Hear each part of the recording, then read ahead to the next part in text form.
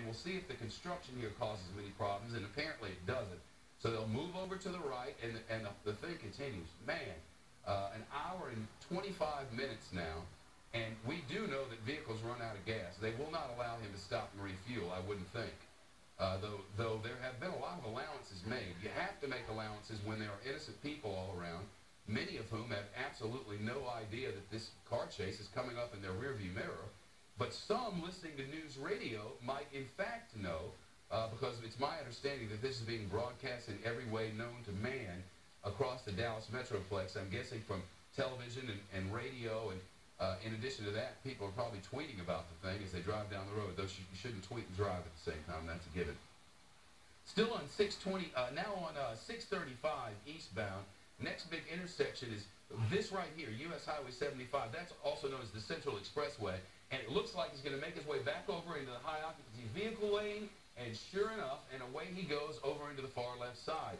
Often, that gives authorities a bit of help in attacking these problems. See the car? In just a minute, there's going to be what appears to me to be a police officer in front of him. Though, actually, it's not a police officer. It's going to be a civilian's vehicle. At any rate, when you're over to the left side there, up against one of those concrete barriers, that concrete barrier acts as a sort of block. So authorities can often use that concrete barrier to push the vehicle into it and try to safely stop these things. But it hasn't been of that much help here in the early afternoon in the Dallas area as this chase just goes on and on and on. As you can see, traffic is starting to get a little bit thicker, and he is doing a lot of swerving back and forth between lanes, and there is great risk that someone, an innocent driver along the way, could be injured here.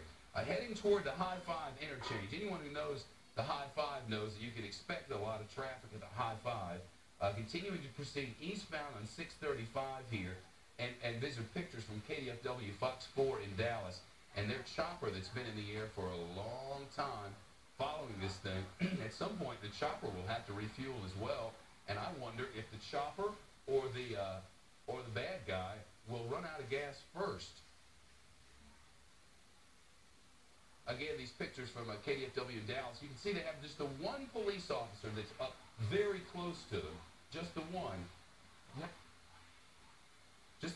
And the rest are lagging back. It's our understanding that many other law enforcement resources have been positioned to help deal with this. Does that mean, oh my goodness, now watch this. He's going to try to make an off-ramp on the right here, and watch this. Oh my goodness. The question is, will he be able to stay on the grass this time, and will authorities be able to get to him? Last time he made it back up on the road from the grass, and lo and behold, he has done it again. This guy is going to have hell to pay when all this is over.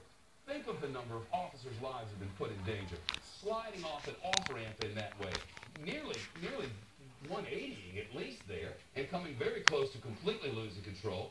I don't know what this vehicle is made of, but it's withstanding things that no vehicle I've ever driven can withstand. Not a road warrior, not a standard road vehicle. My goodness. That would have taken out my car in about 13 seconds. There'd be no tires left on mine. But I want to know what tires this man is on. I want a set of 4, please, and one for the trunk. All right, we're going to get off on a side road now, it appears. Now, even more dangerous, much more dangerous, as this is no longer a limited access highway, which means there can be cars crossing in front of him. We know he has had absolutely no problem with putting other people in danger. And now you wonder if he's not going to make a U-turn up here, because there is a spot in the road where he could do so. And sure enough, there he goes. Now we're headed in the opposite direction, and he has a cadre of cops following him, and he is on a surface street. It's 25 minutes past 2 o'clock in the afternoon, going through what appears to be a sort of mixed industrial use here. I don't know, that looks like some residences to me, and some mini storage or something on the right. But obviously, this is no longer limited access roadways. So people will be coming on and off this road. And this guy, I guarantee you, is going well above the speed limit for this particular kind of highway. I just do not know exactly what eastbound on 635 he was. KDFW's chopper is hoping, well, the reason the chopper was up in the first place, the reason that we're getting these pictures, The Dallas Metroplex is massive, and it's my understanding from our news desk that KDFW Fox 4 in Dallas had launched this thing because they were getting aerials on a story of 35 dead cows in a pasture. Then they heard scanner traffic. I'm not judging Politano, you may hear in the background. Then they heard scanner traffic from the police that this chase was going on, and now here it comes a tight intersection. Let's see what happens in this intersection, and he made it through it again. Again, no longer on a limited access, no longer on a freeway, not on a limited access highway. So the danger of hitting another vehicle just becomes higher and higher, and maybe a pit maneuver. That could be easier on these streets as well. But you have to be concerned about pedestrians, about kids who are out of school this time of year, and you just wonder if the police officer isn't. Look here, you know he's thinking about a pit maneuver right now, but he's looking left and right and forward, and he's like, I cannot take that chance. Oh my goodness, and an intersection is coming up, and will he make it through this intersection? Very close, and a car flying right through, and did you see that? That police officer is very lucky not to have been in a head-on collision right there. The number of times that first responders, that officers of the law out to protect and serve have been put in harm's way because of the unthinkably erratic driving of this particular motorist is well beyond most anything we ever see. Now, they're coming up on a train track, and the gates are down. Will he go through the gates? Indeed, he did. Now, had authorities put the gates down just to keep him from going past them, or was a train actually coming? I don't have any way of knowing. But they've exited, and they've gone round and round and round and round about. Two different news agencies now say that DPS troopers are involved and that they have the authority to shoot out tires if they think that the public is in danger. He was on Plano Road, or is on Plano Road northbound, for those of you familiar with the area, and he is clearly blowing traffic lights and putting lives in danger throughout the course of this chase. It is bad enough on a freeway, but it is one hell of a mess on these surface streets as people are just moseying about their ways. I mean, it's not a terribly aggressive driving community there in the Dallas-Fort Worth area. And to see this mad person coming up in the rearview mirror and it's going past you like a ball of fire must be quite disconcerting at very least.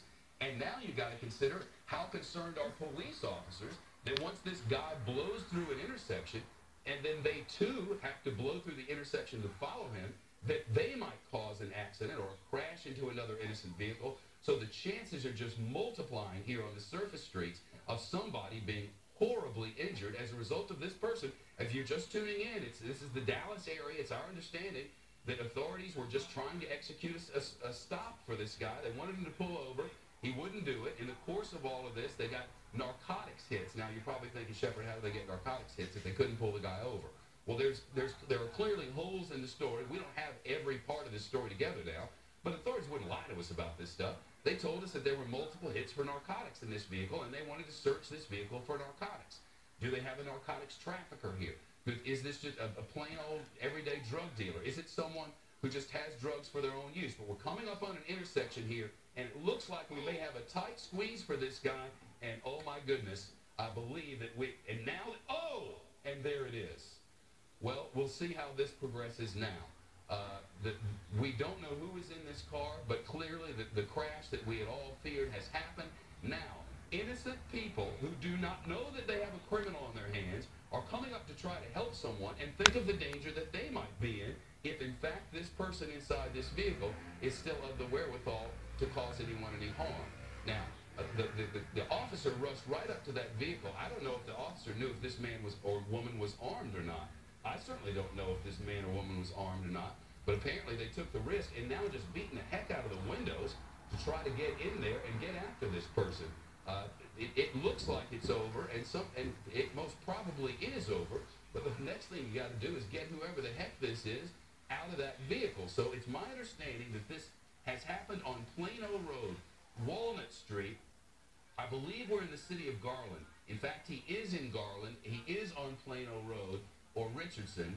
When they ran the plates, that's when the narco hits happened. So they went back to run the plates of this car, and that's when they got the narco hits. That's when the dog said, "We smell narcotics in this vehicle." This is the car that hit the bad guy who was going along, and this is the bad guy or bad woman. We just don't know. Specific address here, Plano Road in Buckingham. in the city